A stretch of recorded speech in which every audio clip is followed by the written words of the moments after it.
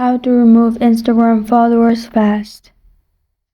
Hi everyone, it's Sophia to assist you today without any delay. Let's jump right in. First, open Instagram. Log into your account. Then click on your profile located on bottom right corner of your screen.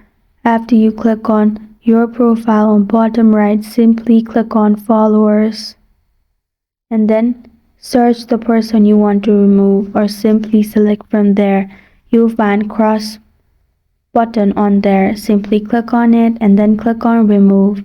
After that, the person will be removed from your Instagram followers list. And this is how to remove Instagram followers fast. Thank you for joining me today. If this video helps you out, please leave a like and subscribe for more. Got a question or want to suggest a topic? Comment below. I am Sophia signing off. Until next time.